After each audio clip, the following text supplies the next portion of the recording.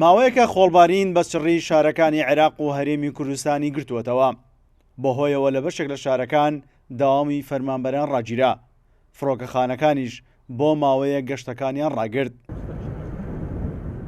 خۆڵبارین کاریگەری خراپ لەسەر ژینگە بەجێ دەڵێت. وتەبێژی دەستەی ژینگەش دەڵێت خۆڵبارین کاریگەری خراپ دەکاتە سەر گەشەی ڕۆکەکان و پیسبوونی ژینگە.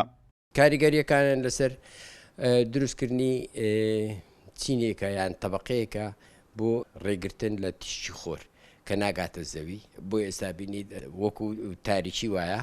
دووەم کەوتنی ئەو دەنکە خۆڵانە لەسەر گەڵای دارەکان دەبێتە هۆیەک ئەنجام نەدانی کرداری ڕۆشنە پێکاتن کە گەشەی دارەکان ئەوەستێنێ لەو کاتەدا.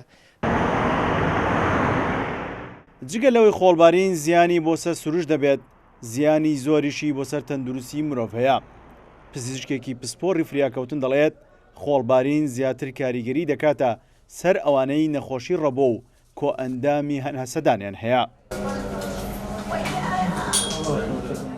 کاریگەریەکەی لەسەر مرۆڤ تەبعانەوە پارچەی زۆر وردە ئیخۆڵ دەستە ناو سینگەکان لەوانەیە تووشی حەساسیەمان بکە، ئەوانەی کە ڕەبوویان هەیە وەکو گوتم ئەوانە مەشاکلیان دەبی زیاتر.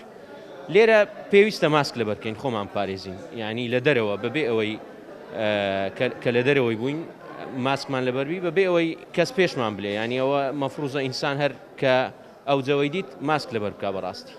و بێزگە لەوەش ئێستا مەوسمی کە بەهارە مەوسمی پێی دەڵێن ئەلەرژی سیزنی پێدەڵێنەوە، لەبەرەوەی گوڵەکان زۆربەی قەداحیاندایە ئەو مادەیەش دەبتە ئەویش دەبتەوەی حساسیە. فباشتر وایە ئەو چەند مانگەی بەهار هەر لە کوردستان ئەمە ماسکمان لەبەربی لە دەرێ.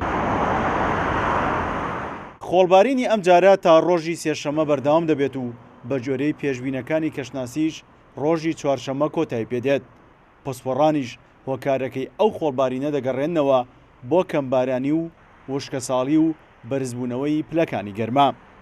سیرۆ حوسێن، کورسان نیوز، هەولێر.